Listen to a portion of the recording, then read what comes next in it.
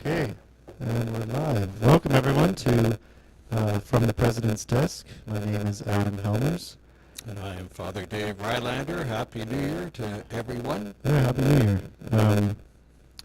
2025 already. Already. Time goes by so fast. Yeah, that Christmas season felt pretty quick. Maybe it's just because I have kids now. It's not over yet. Yeah. Of course, Adam now has 3 children. Mm-hmm. So he's a little bit busier. Yeah, busy Christmas. Busy Christmas. They did take the tree downstairs already. Yes, they did. But tomorrow's garbage day, so they've got to get it out. So where did you go during Christmas? During Christmas, I went to 2 places. The first was to Manitoba, to the Archdiocese of Winnipeg, which I have not officially visited before. Winnipeg and the Archdiocese of St. Boniface are 2 sides of Manitoba, and both have their sees in the city of Winnipeg, along with the Archeparchy of the Ukrainian Catholics. So 3 archbishops in one city, and a 4th archbishop further north in La Paz. So this is a very strange configuration of archbishops. Is that connected to the history of the French? It is. It has to do with the French. So St. Boniface was the first, and then the English part, the Archdiocese of Winnipeg, although I don't know why they made it an archdiocese. If you already had an archdiocese, why didn't Winnipeg become just a diocese? I don't know. And then in the north, Keewatin-La you find another archdiocese. Why that wasn't just a diocese, I don't know. And then, of course, you've got the Ukrainian Catholic, which makes sense. A different rite. So that makes sense to have It says here on Wikipedia, Archdiocese of Winnipeg is the only diocese of the Latin Church in Canada that is immediately exempt to the Holy See, as it is not part of an ecclesiastical province. Maybe that has something to do with it. It says it was created from the Archdiocese of St. Boniface. Yes. Yeah. So I wonder because I noticed St. Boniface is, like, all their communications is French. So yes. So usually with an archdiocese, you have what are called suffragan dioceses, and technically the archbishop by canon law would be, I don't know what the right term is, not over them, but they come under. So, yeah, Rome did something strange there with that. And you were in the Diocese of Winnipeg. I was in the Archdiocese of Winnipeg, in a small place about half hour outside of Winnipeg called Stonewall, and I was also helping at Stony Mountain. These are 2 regular parishes. They're not actually missions. That's where the Archbishop needed help at Christmas. So this was a very different type of Christmas for me, just regular parishes. So I went out for Christmas and stayed through to Mary Mother of God, New Year's. And while I was there, I drove, either I read Google wrong or Google was wrong, driving to Yorkton in Saskatchewan. I had 2 meetings there. I thought Google said it was a 4.5-hour drive, and it took 5.5 hours. And anyway, going out was a beautiful day.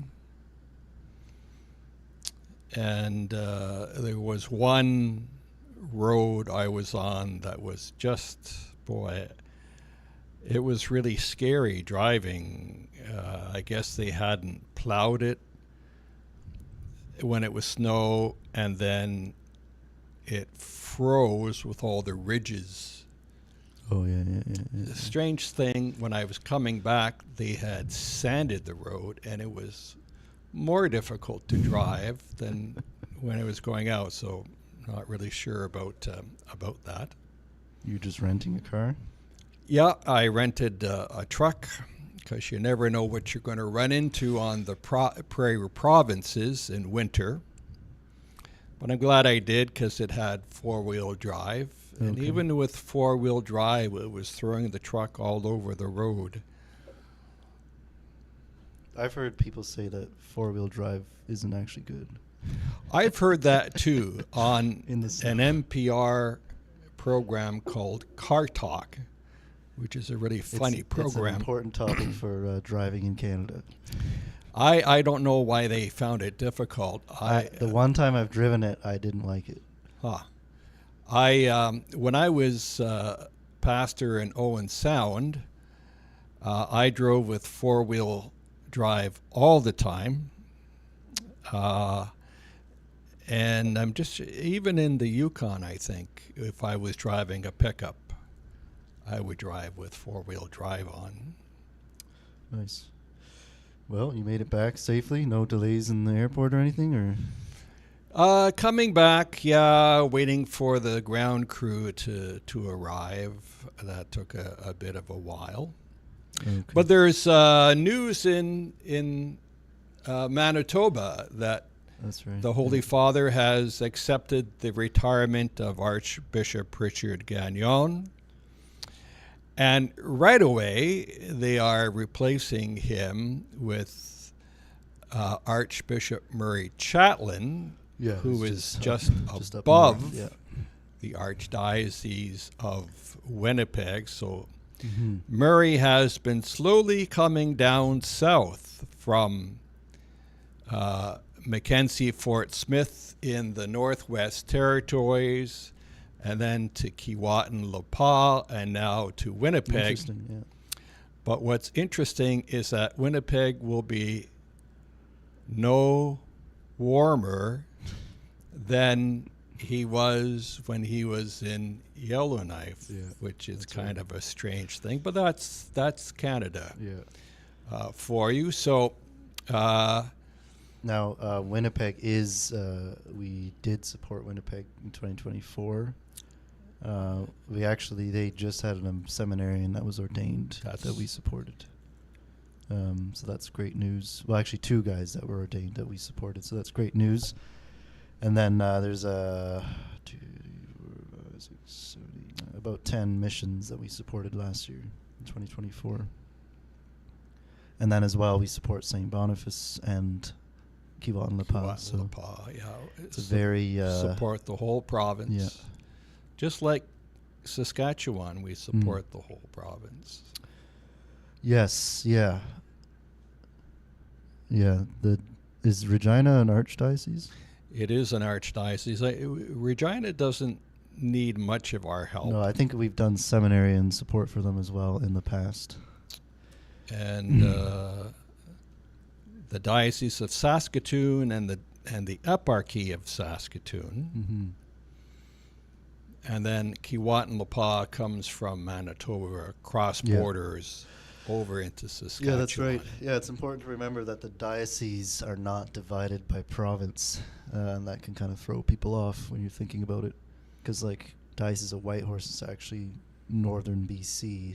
Yes. And then is Mackenzie Fort Smith, that doesn't go into Nunavut though, does it?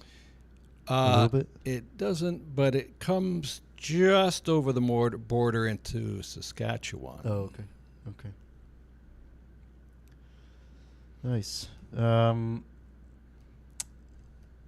In November, we sponsored the Young Adults Conference in Toronto, Archdiocese of Toronto. So I was there, and I spoke to quite a number of people who actually we have the picture of the church that we rebuilt in Telegraph Creek on our banner. Yes. And there was a number of people who actually had been there through Net Ministries. Yep. So they actually recognized it, but hadn't heard of Catholic Mission. So it was good that I was able to say our supporters helped rebuild that church.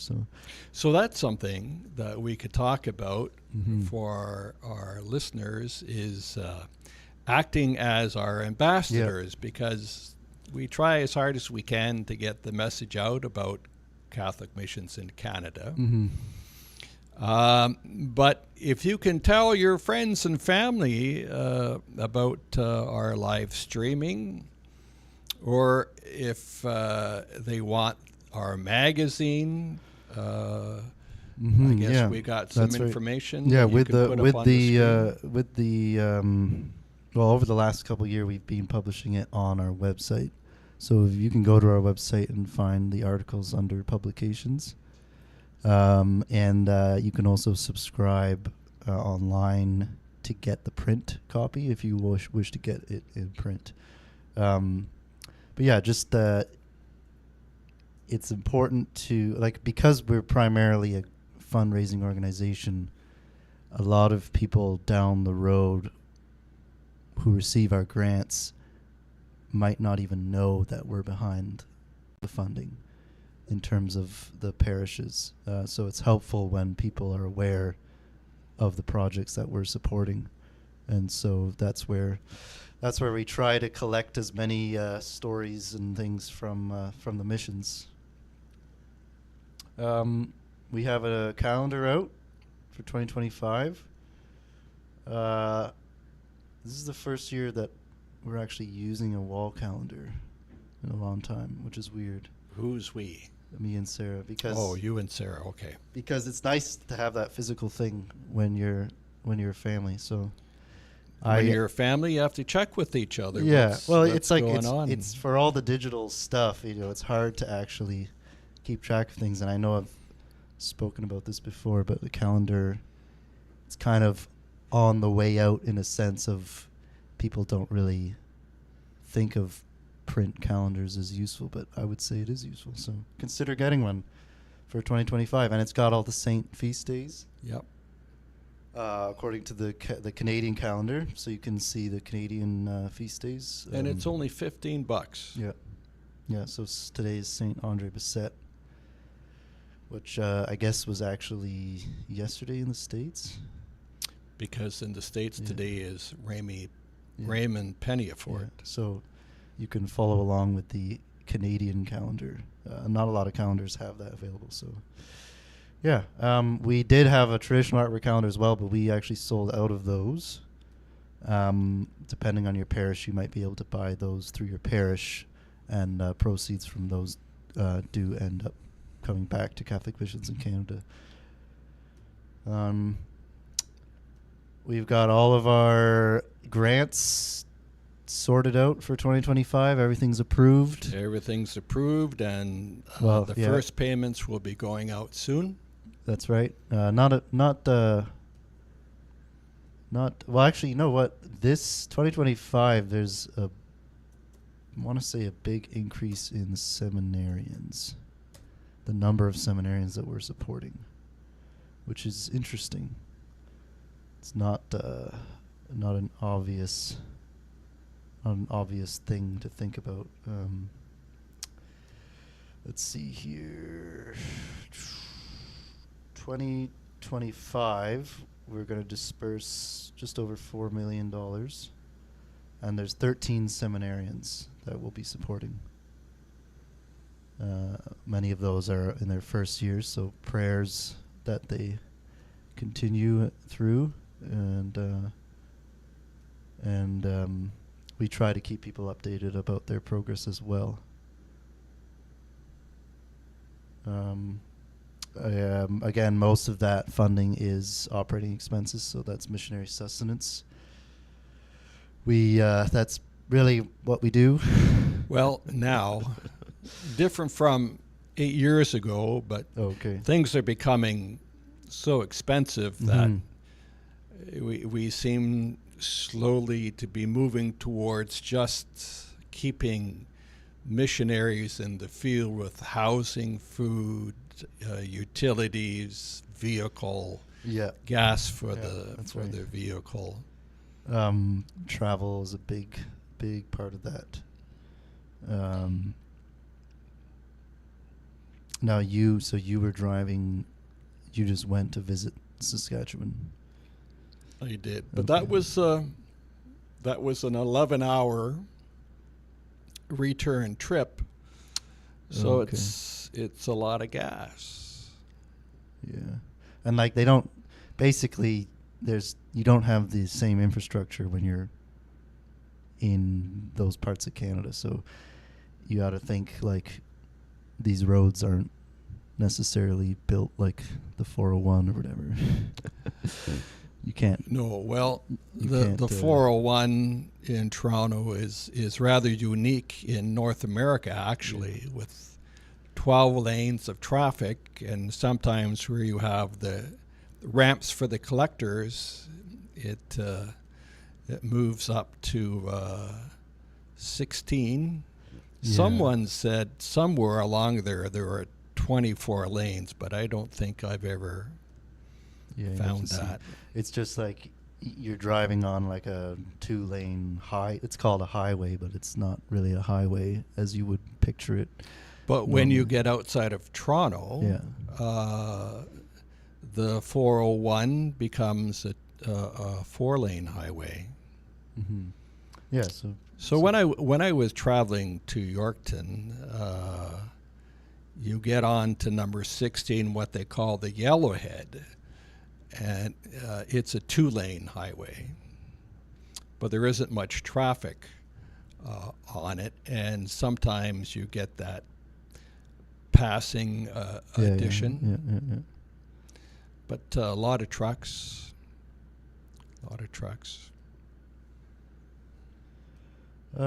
Anything you're looking forward to in particular in 2025, Father? This Saturday, I'm teaching with the Ukrainian Catholic Religious Education Center. They have a 2-year program for lay people, studying scripture, theology, pastoral ministry, and I'm teaching ethics at the 2nd year level. Interesting. Okay. Nice. And are you planning any trips in the near future? I will be traveling. I don't have anything planned right now. Of course, we've forgotten to talk about the Cardinal. Once again, oh yes, that's right. The Archdiocese of Toronto has a Cardinal, and the Cardinal is our apostolic chancellor of the board. Mm-hmm. So he went to Rome in December, and what do they call that? He was elevated. Elevated. Now, what the title cardinal is an honorary title. He's still an archbishop, but now he can vote for pope, or he could even be pope. Who knows, in time the Holy Father might give him more responsibility in heading up a dicastery in Rome, so we'll see about that. Is he the youngest cardinal? I would assume so. Not completely sure, but I think that he is. He's very young to be a cardinal. And we keep him in our prayers because, boy, that's a tough job. Yeah. And he's got a long time to last in it, so needs our prayers. And prayers for Archbishop Gagnon on his retirement, and prayers for Marie Chatelain, Archbishop Chatelain, on his new moving assignment into Winnipeg. So a lot of things going on in the church in Canada, and we will continue to provide the funding to keep the faith alive. Yes, we should mention Archbishop Pettypaw in Gerard McLennan, who has cancer. It will be coming up for retirement very soon, and has asked the Holy Father to appoint a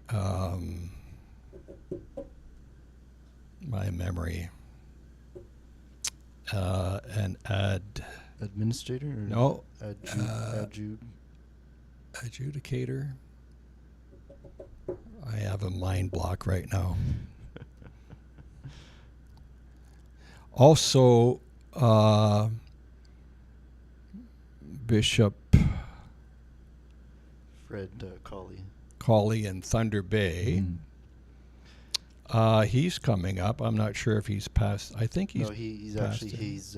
Is he over? Retired, yeah. He sent his letter of resignation in. Yeah, it was accepted by the Pope. Okay, and of course now that's Thunder Bay, which is another diocese that we support. Correct, and Keewatin-Lapa needs an archbishop, so the papal nuncio is going to be busy. Archbishop Michael Miller, Michael Miller, not Mark Miller. Michael Miller in Vancouver is past his time, so that's another one that will be opening up. And my own diocese of Hamilton, Bishop Crosby has sent his letter in, and it has been accepted, so we're waiting for a new ordinary in Hamilton. Yeah, so pray for the next group of leaders in the church in Canada. That they come from good experience and knowledge of the country. We want to have the homegrown guys who know the way that things are operating here, especially in the mission territories. It helps a lot. Of course, Auxiliary Bishop John Boisonneau has turned 75, so his letter has gone in the Archdiocese of Toronto, so they'll be getting somebody else here. Do you have to have a different degree to be considered for to become a bishop?